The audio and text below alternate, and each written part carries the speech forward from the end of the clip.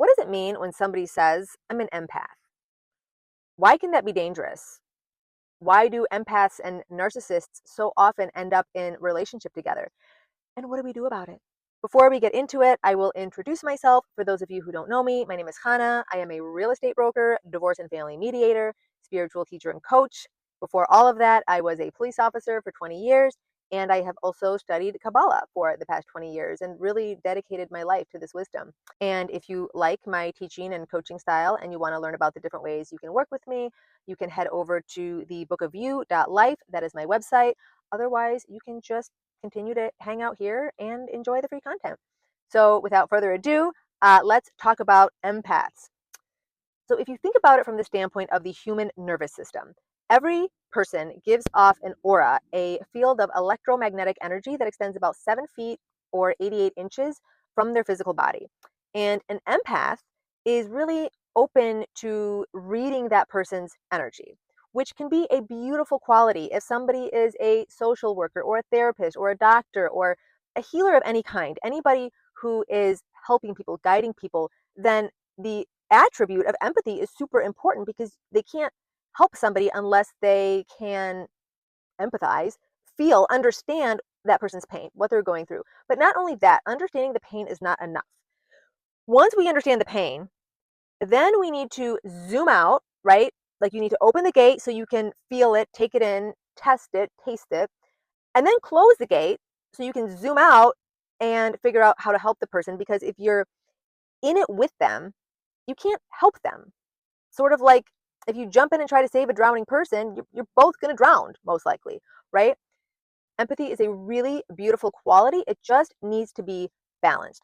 For example, if somebody's sobbing and you want to comfort them, and so, by the way, and sometimes the answer is to sit down and cry with them, right? Part of the sensitivity of empathy is that you are able to sense, ascertain, intuit what that person needs in the moment because everybody is different, right? Some people need the tough love, kick in the pants approach. Some people, honestly, they don't have any desire for help. They don't have the vessel for it. So the only way to help them is to awaken a desire, which could be to pull back completely and cut them off. Again, from a place of love. Yes, we have to also protect ourselves, but none of our actions should be from a place of hatred, judgment. Judgment is not the same thing as discernment. They should all be from a loving place to really serve the person that is in front of us and also ourselves, right? So, again, a really important part of empathy is the piece where you can figure out what's going to be the most beneficial and then the courage to act on it because sometimes that can be really uncomfortable. And empaths, if it's not healed or not balanced, if it's not rectified, we'll say, they can also tend to be people pleasers. Why? Because here's the danger with empathy. If that gate is open, if you are feeling the pain of the world, and pain is unpleasant, right? Psychologists say that every single thing a person does is either to increase pleasure or to avoid pain. So the empath, wanting to decrease their own pain because they're feeling the pain of the other person, will dive into that person's life and try to fix it for them so they themselves can stop feeling the pain. The problem is, it doesn't work that way. We can never fix anybody's problems for them, right? If somebody has a gambling problem and they're in debt and now people are coming after them to collect on this debt, maybe once we bail them out financially and stop the bleeding so they can get the help they need. But after that, dumping money onto the problem is not going to fix it, right? Because the underlying pathology, the underlying aura, the grid, the vessel is just going to go out and gamble more. So hopefully we can understand from that standpoint that even though we're fixing the problem in the moment and stopping their pain and stopping our pain, it's temporary. It's not lasting and potentially, in all probability, is going to make the problem worse. So what do we do? So we spoke about, yes, you want to feel the pain if they're asking for help, genuinely wanting help. A lot of people don't want help. They just want the quick fix. They just want the money to repay the gambling debt so they can go back to gambling. People who want real, meaningful change, that's a different story. And we don't want to have the opposite effect where we're just completely walled off and shut off from people, which sometimes empaths do because it is so painful to be around because everybody has pain, everybody has trauma, everybody has wounds. And because Empaths, especially depending on how they're tuned, because we're naturally wired towards the negative. We want to fix problems because I don't know why the brain works that way, but it does. So if an empath is just this big gaping sensitive spot for everybody else's energy, going out into the world can become very, very uncomfortable to the point where they could just become a shut-in. But we don't want to do that, right? That's not good either. But I mean, we all need time to recharge our batteries sometimes. That is for sure. So that's the danger of unchecked empathy. We can end up making things worse because we're so desperate to stop feeling our own pain, or what we think is our own pain, but we've really taken on from another person. And in the process, we are disempowering them because we're trying to do their work for them. Now, why is an unhealed empath and an unhealed narcissist, why are they so often drawn to each other? And by the way, I don't love the word unhealed because I think a lot of people fall into the healing trap and they come to see themselves as needing to be fixed or healed, which inherently suggests that they're broken. And we're not broken. We don't need to be fixed. We just need to sometimes shift our belief system a little bit to know our own power, to really to let go and drop all the stuff that isn't really us, that isn't true to us, that isn't authentic. That's not healing. That's just cleaning. That's just decluttering. That's just getting rid of the junk. Let me back up for a minute. Before I get into why narcissists and empaths are attracted to each other. So if you think about a person's aura as the energy projection of their vessel, right? Again, what they're ready to hear, the way they need to hear it, whether they're not ready to hear it, and what might be the most probable behavior on your part to awaken a desire within them to be ready to hear it. A lot of times this work is done, by the way, energetically. It's not done face to face in person. It's done during our meditations and our prayers. But if you think of their energy field from the standpoint of spiritual geometry, right? Like a grid or a blueprint or a house. If somebody's vessel at the current moment is chaotic, if it's cluttered, if they haven't cleaned it, if it's like a house that's in a total hoarder state of disarray, and you want to give them something beautiful, a beautiful piece of wisdom, a beautiful teaching, but their house is totally a mess, say this beautiful teaching is, I don't know, a Swarovski crystal knickknack or a stunning, elegant piece of furniture, you're not really going to want to give it to them in their current state. They're not going to be able to appreciate it. They're not going to be able to use it or embody it or display it. The beauty of it is not going to shine, right? It's like if you had a plant and you wanted to transplant it into somebody's garden, but the soil wasn't tilled and it was sandy and it wasn't nourishing soil, that you're not going to want to give them that plant and have it take root there. So that's just one way to think of it, because you hear the term vessel a lot in spirituality, and we always picture a cup or a bowl, which is fine. That is one way to look at it. But I also would encourage you to think about it as this dynamic field of energy, the grid. Okay, so empaths and narcissists. Now, narcissists, why are they abusive? They are abusive because they are seeking to exert power and control over others. Because they don't understand yet that true power and control is self-mastery, managing one's own emotional reactions, managing one's own mental states, and doing it internally through breathing, through visualization, through actions, and really learning this science of self-mastery to achieve this state of equanimity without needing external forces to be a certain way. Like Buddhist monks who can wear their little robes and sandals in the Himalayan mountains and not experience the cold the way you or I would, they have learned to self-regulate in a superhuman way. And all of us can do this, by the way, but it's by degrees. It's a step-by-step process. So when you learn about why is it so important to regulate your nervous system and your emotions and to not react, it's because this is the beginning of self-mastery and is a key part of the manifestation process. Because what we are reacting to or resisting or pushing against is giving it energy and then manifesting more of that by default.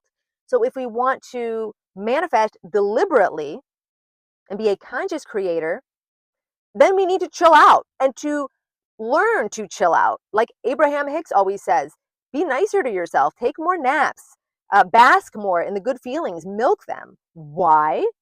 Because that is you taking control over your emotional state, your emotional set point, which is part of the electromagnetic system that magnetizes the things you want. Okay, that's a topic for a separate video. Back to the narcissist needing to manipulate and control external circumstances for him to feel okay. This is why there's often so much overlap between narcissism and substance addiction, because due to their lack of ability to self-regulate, then they need to reach for something, again, external to do it for them, like alcohol or drugs or controlling another person, or could be exercise, some form of control. Now, the empath, whose aura, whose gates, whose access to her nervous system is wide open, the narcissist comes in and he sees that he has control over her energetically. So this feeds him. And because she also hasn't learned to self-regulate, she's also getting external energy. In her case, and I'm just using the pronouns that I am because statistically, most empaths are women, most narcissists are men, which makes sense biologically because feminine energy is receptive and masculine energy is outwardly directed. And we all have a mixture of both. But again, biology is relevant. So in the beginning, during the love bombing phase, he sees that his outwardly directed energy is making her happy. And she is receiving this energy and also feeling happy. So in the beginning, it seems good.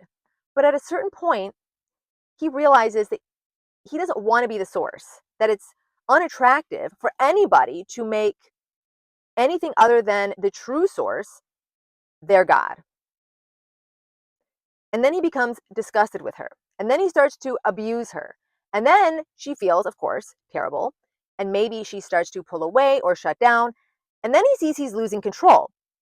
So then he comes back in with the love bombing. And this is essentially the cycle, which, by the way, is very similar, if not identical, to the cycle, the neuropathology of addiction, right? Because it's all external, whether it's another person or a drug or a circumstance, whatever it is, it's something that is not internally generated. So this is why they're magnetized to each other, because the spiritual law of like attracts like would seem to contradict these relationships. The empath is so sweet and loving and giving, but the truth is she's doing it so she can get her own needs met, so she can feel okay. People pleasers are actually really, really selfish. They're people pleasing so they can feel okay. And the narcissist appears to be loving and giving, but he is also doing it so he can get his need for power and control met. So I remember a woman once said that there's two kinds of narcissists. There is the mean, authoritative, controlling CEO energy, and then there's the one that is defensive and victim and can engage in reactive abuse. And even though they look different, it's both very self-centered. Anyways, this is why they're drawn to each other. Both are reliant on something outside of themselves in order to feel okay. She needs the approval to feel okay. She needs the validation to feel beautiful or loved or worthy or whatever it is. And eventually, as an act of extreme love by the creator, he makes the relationship so unbearable that she has to leave and has no choice but to learn through that pain to go straight to the source, to actually make God her God, and to look to God for guidance, and also to set those boundaries with her nervous system, not to let people's energy in, because you can block somebody on your phone. But if you're still thinking about them, you have those energetic mental gates open, their energy is still getting in. This is why you see people still abusing themselves through the voice in their head by a person who has left this world. So yes, cutting off access physically might be a step, but it's not going to solve the root of the problem, which is energetic, spiritual, subatomic. And eventually to get to a point that we could see that person and it would be fine. We wouldn't have any reaction because that trigger has been removed. So how do we remove the trigger? We really just rise above it. We elevate our frequency. We close that space energetically, vibrationally between ourselves and the creator. we get closer to God. And there's many different ways to do that. And by the way, this is the answer to everything, right? When somebody is asking the question, what do I do in this particular situation? What do I do in court? What do I do with the job? What do I do with the money? What do I do with the kid problem? You're not going to find the answer on YouTube or from another person. You can try and you might follow the advice and probably find that it won't work, or maybe it works and then another problem squirts out someplace else in your life, like playing whack-a-mole. Always, it's to rise above energetically, because once you rise, you naturally align with the answer. You have all the answers. It's like in Stranger Things when Will finally realizes, I have the answers. That's you. You have the answers. You have the power. You just need to let go of all the stuff that isn't you, all the baggage, so you can naturally lift up like a balloon that was being held down by lead weights and elevate on your own. You're not going to get it horizontally. You're going to get it vertically. And hopefully this also illustrates why a lot of empaths are so desperate to end certain things in the world, like what's going on with ICE or in the Middle East, because they feel the pain. And rather than fixing it within, they're like, if I can get ICE to stop rounding up people, if I can get things to be a certain way in the Middle East, if I can support this group of people that's in pain, and their pain goes away, then my pain will go away. But it doesn't work that way. It is an inside job. And by the way, because the world is a mirror, once we fix it inside, okay, there I go, talking about fixing again. But once we elevate our inner energy, then everything around us also elevates. I remember David Guillaume was talking about a guy who always complained about taxes, and he was so angry about taxes. And he said that this guy was the most taxing person to be around. His energy felt taxing, taxing to his wife, taxing to his kids, taxing to people who had to be around him in business. And I think that's such a beautiful example of when we see things outside that we think are outside and they bother us. The reason that they bother us is they're a message for us so we can see what we have going on internally and energetically. And then once we bring that back into alignment, that's a better word than healing, bringing back into alignment, then it can change in the so-called external world, which isn't really external. It's just our subconscious being reflected back to us, our mirror. Okay, I hope this was helpful. In summary, we talked about what is it really to be an empath. It means the nervous system gates are open, the aura gates are open. We want to have them open sometimes so we can help people, but then seal them back up, right? Know how to seal up those holes, those leaks. I mean, people who are really good psychics, really intuitive, what they're reading is people's auras, their energy fields. And these people have to have crystal clear boundaries. Otherwise, it would just be too much, like that scene in Bruce Almighty where all of a sudden he hears all the voices of the prayers all over the world and he's like, oh my gosh, and all he can do to make it stop is say yes to all the prayers. You know, people think they want to be psychic, but you better have a lot of self-mastery first, because if we just threw those gates wide open, it would overwhelm us completely. If we could see all of the energetic forms around us, the angels and the demons and the thought forms and other people's thoughts, it would be like total information overload. And the truth is, we actually can. Our brain actually is taking all of that in. But there is a part of our brain that also protects us, that filters it, so we don't implode from the overwhelmment of it all.